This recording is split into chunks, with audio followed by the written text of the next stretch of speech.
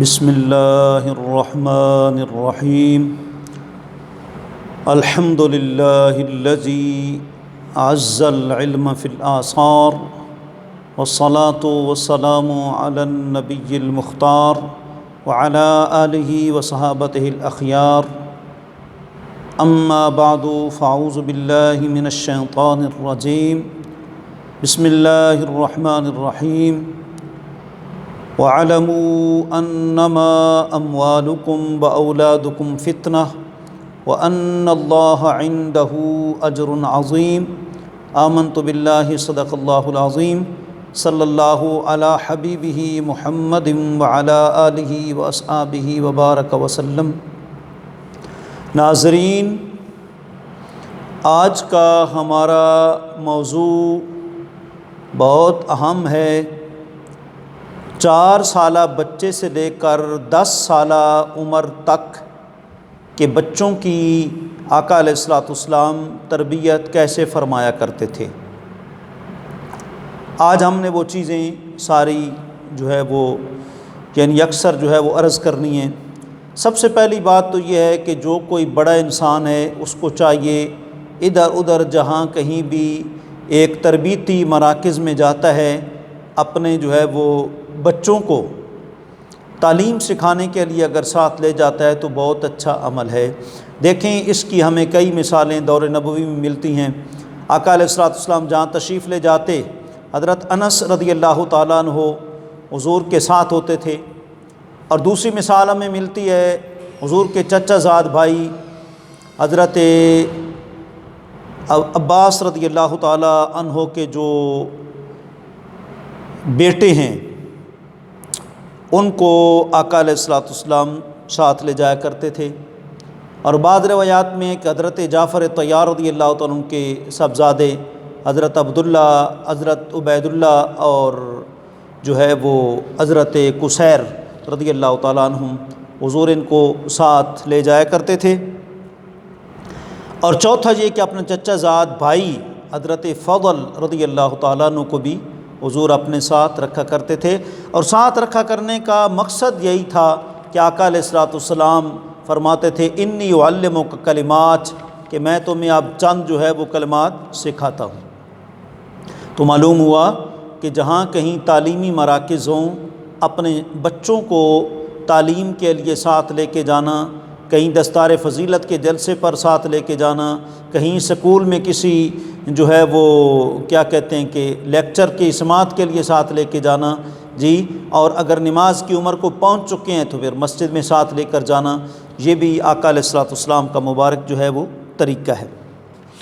Number 2، آپ صلی اللہ علیہ وآلہ وسلم بچوں کے کھلونوں کی بھی قدر کرتے تھے۔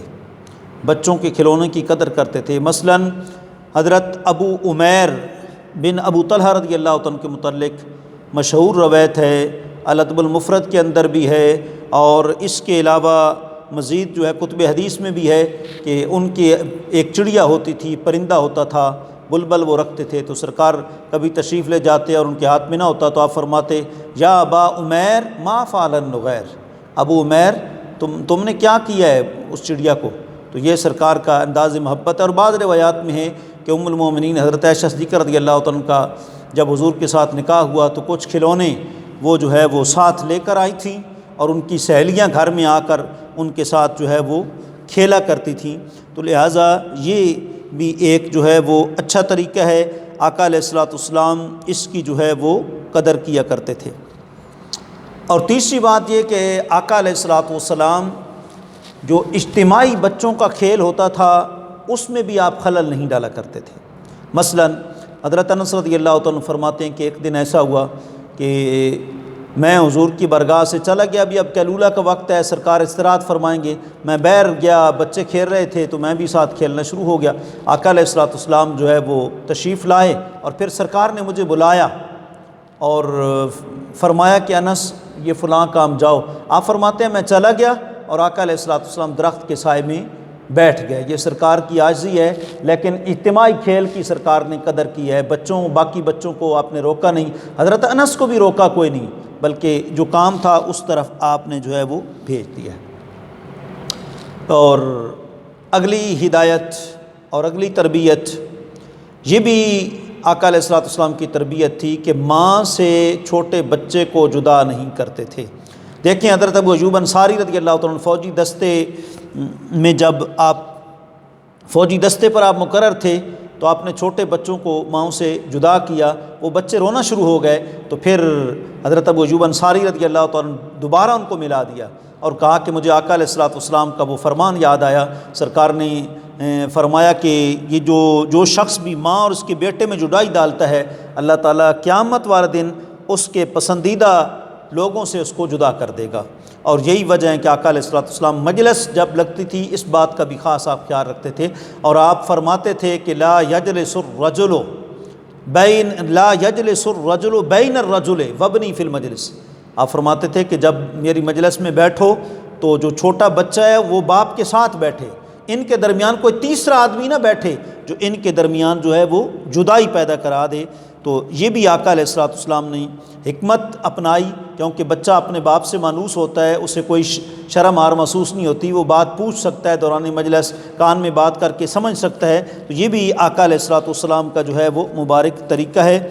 اور اسی طریقے سے آقا علیہ الصلوۃ والسلام چھوٹے بچوں کے ساتھ بچپن سے ہی تربیت فرماتے۔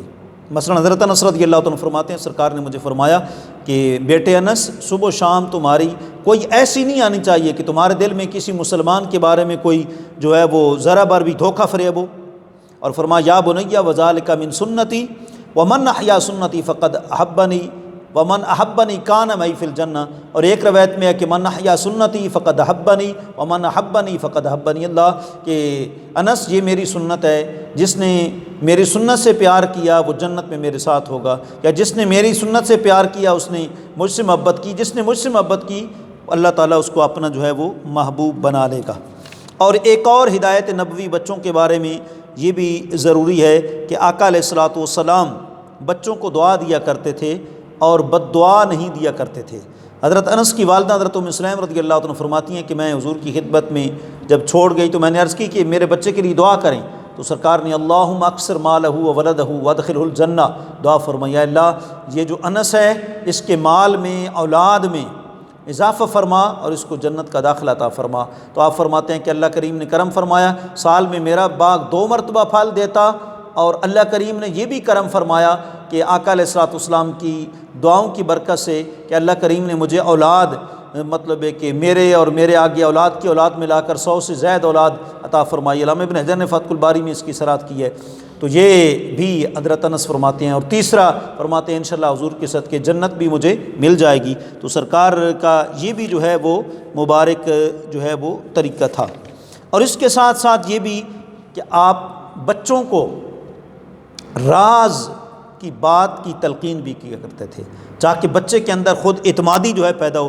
حضرت عبداللہ بن جعفر رضی اللہ عنہ کہتے ہیں کہ ایک دن آقا علیہ الصلوۃ والسلام مجھے اپنے پیچھے سواری پر آپ نے بٹھا لیا، اور اس کے بعد مجھے ایک راز کی بات بتائی، فرمایا یہ لوگوں کو نہیں بتانی ہے۔ تو اسی طرح حضرت انس کے ساتھ بھی ہوا، آقا علیہ الصلوۃ والسلام جو ہے وہ راز کی بات ان کو کبھی بتاتے، والدہ پوچھتی تو آپ آگے سے جو ہے وہ عرض کرتے کہ یہ راز کی بات ہے، حضور نے منع فرمایا۔